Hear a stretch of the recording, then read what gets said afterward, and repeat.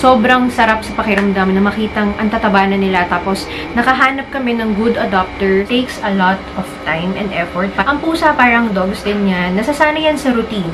So, it's a responsibility. So, hindi lang basta pinakain mo. So, dapat ready ka rin for the vet.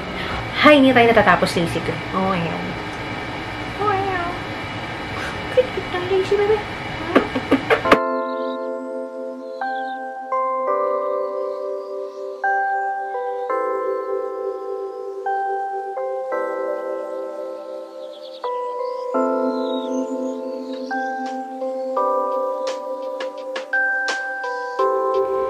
Si Cole here and welcome back to my channel. For today's video, share ko sa inyo yung mga recent na nangyayari sa buhay ko.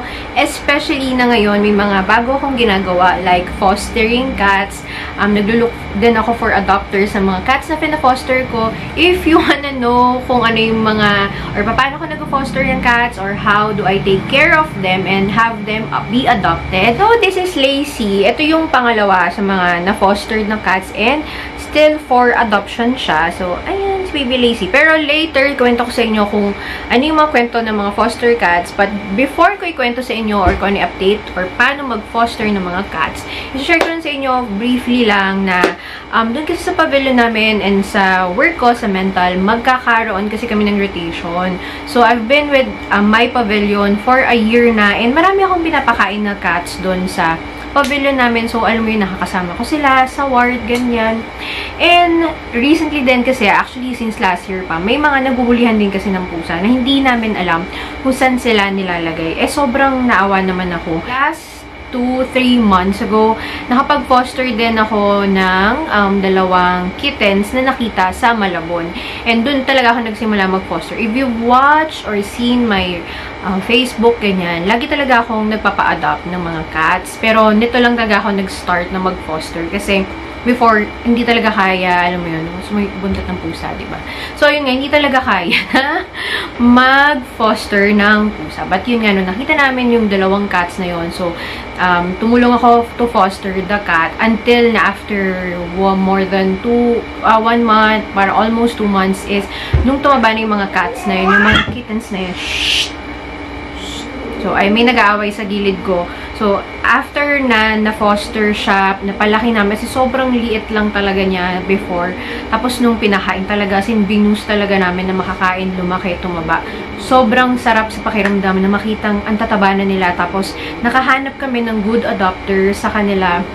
So, ayun, hinatid siya, and then, okay na siya, nandun siya sa adopter niya. So, nung time din na yun, merong isang cat dito. Eto, si Lazy Girl. And merong isang cat na bigla na lang sumulpot sa bahay. Parang natulog na lang siya dun sa likod. Tapos ako naman, parang nilapitan ko siya. Tapos, bigla siyang lumayo. So, sabi ko, lagyan ko kaya ng food. So, mula na nilagyan ko siya ng food, hindi na siya umalis. Kasi parang una, nakikitulog lang siya. So, yun, biglang parang, naging maamo na siya. Noong una kasi parang tumakbo siya agad. So, nilagyan ko siya ng food, lagi siya kumakain. Ayan, kasi naging maamo na siya. Tapos, naging parang cat na lang siya doon sa labas. Eh, nakakaawa naman na nasa labas siya. Pero, hindi rin naman siya agad naging indoor cat. So, parang ayan, si Kimchi. Kung nakikita nyo dun sa gilid niya, di ba parang meron siyang skin dyan. So, dito, si Kimchi, she is a ward cat. So, isa siya sa mga pinapakain ko sa ward. And siya yung pinakaunang na foster. Kasi, nung nakita ko yan, yung share ko sa yung picture dyan, is na kita ko na nabanlian siya ng water, ng mainit na water, kasi may sugat talaga siya dyan. Imposibleng nakuha niya yan sa nakipag-away siya or what. Basta may banli siya sa kanyang yan, sa part na yan. Parang super sweet pa rin siya, very naive. And naisip ko, baka pag nagkahulihan, baka mauna tong makuha. So, kawawa naman. Isipin mo na banlian na siya ganyan. Tapos, wala siyang kamuang-muang sa mundo. Tapos, bigla siyang huhulihin, diba? So, inuna ko siyang finoster. So, ayan. Kimchi! Yan. Very sweet yung cat na yan. Mahilig yan dumede sa kamay bigla. Di ko alam bakit ganun siya. Hindi naman siya ganyan dati. Very, very playful. So, ano ba yung mga kailangan pag mag-foster ka ng cat? Or like, meron kang bagong adult cat. Hindi siya kitten or parang kitten pa rin naman sila, parang 6 to 7 months, ganyan. Papakita ko sa inyo kasi meron pang din nalang ibang ward cats na adult cats talaga sila. So, ito yung mga binili for the fostered cats kasi sila may mag-a-adopt na sa kanila, pero nung habang wala pang nag-a-adopt, nagbumili na ng mga supplies kasi hindi ko to house. So, nakiki-house lang tayo para sa mga fostered cats. So, ano ba yung mga kailangan nating bilhin if magpo-foster ka or may bago kang adult cat or kitten? So, first of all, bumili kami ng litter box. So, wala namang bang litter box dito. So, yan, bumili ng litter box. Nili yan sa Shopee. And then, meron din tayong, papakita ko na lang sa inyo, meron din tayong, ayan, ito yung cage niya. So, ito ay parang 24 pieces yata. Nasa sa Lazada to 24 pieces na parang cage, pwedeng gawing cage siya for the cat. So, kailangan meron siyang, bumili din ng separate na door kasi mahirap siya pag kunyari sa ilalim mo lang siya, wala siyang bukasan. So, bumili na parang separate na door for this is parang may hook lang yan para malak. Yan tayong lagayan ng water. Ito yan sa bahay namin. So, parang dinonate ko na lang for here. And then, ayan, meron siyang bowl. I can't wait na ma-adopt na rin siya. Kasi dito, ayan, nakaganyan lang siya. So, magtataka kayo kung bakit naka-cage lang siya. Kasi nga, hindi sila pwede magsama ni Lacey. Si Lacey may cage yan sa labas. Papakita ko sa inyo. Pero, for security, pag natutulog or may ibang busy tayo, nakalagay siya dyan sa... Malaki naman yung cage na spacious. Natutulog yan minsan dito sa gilid. Or minsan na to, ayan, higa siya dyan. Ayan, o, diba? Ayan, hilig yan sa rag. Hi, hindi tayo natatapos, Lacey ko. Oh, ayan. Oh, ayan. Cute ng Lacey, baby. Pala yung mga lagayan ng kanilang mga supplies, ganyan. So, ito yung nabili ko. Ito yung, actually, lagi ko itong binibili sa ward. Kasi mas mura to. NutriCare na cat food, parang nasa 100 plus lang siya. Kasi, guys, ang dami nila. Hindi natin kaya magmahal na cat food.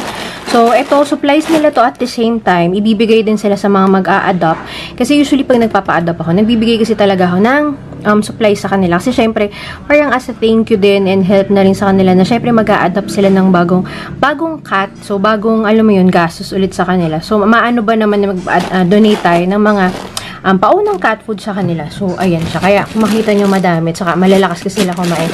So, ito, ibibigay ito sa mag-a-adopt doon sa tricolor na isa for my ward. So, ito, nalagay ko sa ziplock. So, ayan, bibigay yan sa kanila. And meron din tayong wet food. So, ayan, ibibigay ito sa mga mag-a-adopt. Kasi ito, actually, nire-recommend ko tong goodies. Kasi mura lang to. Parang 26 pesos. Pag nagsisale sila, so marami na. Isipin mo, murang-mura yung 26. Pero parang regular price nila is 34 pesos. So, ayan. Mas binibigay ko to sa kanila. Actually, maganda to kasi pwede rin siya sa kitten, pwede siya sa cat. So, kapag kitten, ako na-recommend ko to. Itong tender tuna kasi may iba pang flavor to. Ayan, chicken chomp. And then, meaty mackerel. So, kapag may kitten ka, like, yung mga nagsisimulang kumain na kitten, so, re-recommend ito kasi super, to, kaya nila tong kainin. Kasi itong mga chomp-chomp to, medyo malalaki-laki. So, if walang ngipin, medyo mahihirapan sila dito sa chicken. Ayan, itong chicken. So, ito na talaga yung binibigay ko pag may kitten. So, ayan, okay siya. Saka mura lang. So, ito, ibigay natin sa mga mag-a-adapt sa mga pusa. And then, meron din tayong, ayan, mga garbage bag. Kasi, syempre, alam mo, pag may pusa ka, kailangan may garbage bag. Kasi lagi sila nagpo-poops. Ayan. And then, yan, bumili rin ng, ito, stock ng pet trash bag. So, nilalagay siya sa mga litter. Ito rin pala yung mga cat food nila. So, ayan. Nagkuha tayo ng 4. So, ito yung mga pala. Meron din tayong litter box. Bumili tayo ng isang litter box. Ito from donation to, guys. Kasi, yan. Ikakwento ko na lang sa inyo later. Maraming nakapag-donate para sa ating mga foster cats. And ito yung una kong binili. No? Paubos na rin kasi ito eh. Wala na. Ayan. Neoclean. Tapos, ito nakalagay yung mga litter nila. So, nakalagay dyan. Dito si Lacey, actually. Ayan. Dyan yung higaan ni Lacey. So, nandito naman tayo sa isa pang room. Nandito yung 3 mga fostered cats, ward cats. So, mas bigger room to. Hindi pwede dito sina Lacey. Kasi nga mag-aaway-aaway sila. Pero, much bigger room to. Ni Marcia. Super taba nito. Ayan. Kung may kukuha na sa kanya, yung doctor namin. So, for a while, fostered muna siya. Kasi kukunin siya next month. Ayan. So, super bait niya.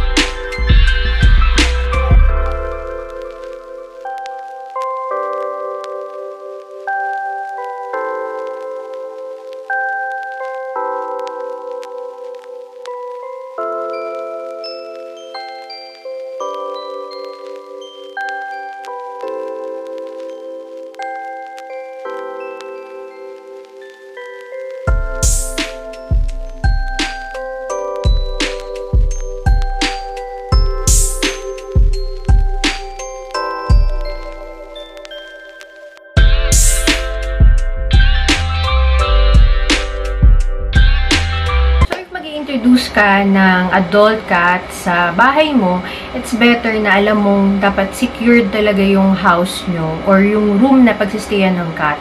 Like, for me, ako, yung cat nilalagay ko sa isang room siya na alam kong hindi siya makakataka, secured siya, na alam mo, hindi, wala siyang masisira para matakasan niya. So, better na ganun. If wala kang extra room for the cat, better na bumili ka nga ng cage. Kaya nga tayo magpapa-adopt or mag-donate tayo ng isang cage dun sa mag-a-adopt. Kasi yung bahay niya is studio type. Although close siya and all, hindi mo masasabi pag natutulog ka, magaling pumuslit ang mga pusa. Like, napuslitan na ako ni Liit before, yung black cat ko. Napuslitan na ako nung nanay nun, at saka, yan, kasama si Liit before. So, nakatakas. Muntikan ko nang hindi makuha nun si Liit kasi hindi siya sumasama sa tao. And yun pala, if hindi ka sure or just to make sure na hindi makakatakas yung cat, better na nakalagay siya sa cage. Although hindi naman all the time is nasa cage siya. So, pwede mong palabasin ng cage yung cat kapag lalabas, pag sa bahay ka naman, or mababantayan mo. Like, maganda rin yung ganun kasi from outdoor cat going to indoor, magiging indoor cat siya. So, alam mo yun, sanay siya sa labas eh. So, meron talaga siyang instinct na kailangan niyang makalabas. Plus, it's a new environment, it's a new place, sobrang stressful yung pusa. Hindi siya nakakapag-isip, parang alam mo yun, ang gulo, basta ang goal niya is makalabas siya. So, better na if nasa bahay niyo siya, mabantayan niyo siya talaga. And yun nga, nasa cage siya para just to make sure na hindi siya makakalabas and makaka-adopt siya dun sa bagong environment. Or masasanay siya kapag nandun lang siya sa cage. Wala naman choice. So, hindi mo siya makakalabas, nasa cage lang siya. Sa cage siya, pwede niyo siyang palabasin pag nasa bahay naman kayo, mababantayan niyo siya. And maganda rin yun kasi malalaman niya yung mga places na hindi siya pwede. Like, if bigla mo siya palalabasin tapos hindi mo siya bantay, syempre yung pusa kung saan-saan niyang pupunta, maghahanap yun ng way palabas. If nandyan ka, alam niya pag sabi mong no, or sasawid mo siya, alam niya, okay, hanggang dito lang ako. Okay, hindi ko to pwedeng akyatan. Okay, bawal to. So, hanggang dito lang ako. Ito, hindi ko sinisita, okay lang. Ang pusa, parang dogs din yan, nasasanay yan sa routine. Like, if yung routine mo, pagising mo, maglilinis ka, mapapakain mo sila, katulad sa mga cats ko, nag-aantay sila sa table kasi alam nilang pagkagising ko, mapapakain ko sila. Ang tingin na nga lang nila sa akin pagkain. Ganun na lang. Lagi nila ako inaantay. So, ganun din ang adult cat sa bagong fostered or adopt nyo na cat. Masasanay din yan sa routine. So, kailangan may routine din kayo para everyday, okay, dyan na yung human. Alam ko nakakain ako. Alam ko nalilinisan yung litter box ko. So, mag-aantay sila. So, masasanay sila sa ganung routine. Although, ang outer cat going to indoor, it takes a lot of time and effort para masanay sila to being an outdoor cat. So, kailangan talaga silang bantayan. And alam ko nakakaawa na i-cage sila. Pero mas isipin mo, mas nakakaawa kung makakalabas sila. Like, alam mo yun, sayang yun, nasa indoor na sila, tapos makakawala pa sila. Alam mo yun, parang back to straight, tapos sobrang stressful pa sa pusa. So, yun na lang yung isipin nyo. Mas better na secured sila. Like, cage nyo sila kapag natutulog kayo, or pag wala kayo, lumabas kayo, ganyan. Para just to make sure na talagang hindi sila pwedeng paliguan yung outdoor cat, going to being an indoor cat. Yes, pwedeng siyang paliguan. Ako, parang it took me 2 weeks na lang para makapag-adjust yung pusa. Kasi parang kung kaka-adapt nyo lang, tapos papaliguan nyo agad. Parang sobrang stressful na dun sa pusa. Siguro pag medyo naka-adjust na siya, makikita mo naman yun parang at ease na siya sa bahay. Kaya siguro in 2 weeks, pwede mo na siyang paliguan. And dapat yun, meron akong video kung paano magpaligo ng pusa. So, ilagay ko na lang dyan in case interested kayo. Same-same lang naman. So, dapat secure din yung place, sa CR, ganyan. Maligam-gam yung water. Tapos, dapat bandang hapon para hindi naman masyadong malibigan din yung pusa. Let me take this opportunity na para magpa-thank you sa lahat nag-donate para sa mga fostered cats. Sa lahat ng mga nagbukas ng kanilang puso para i-adopt yung mga ward cats. Especially yung mga adult cats. Kasi napakahirap talaga mag-alaga ng bagong adopted na adult cat. So, sobrang thank you. Ayan, sa mga na nag-donate ng mga friends ko, sa kinaladok. Sobrang thankful ako.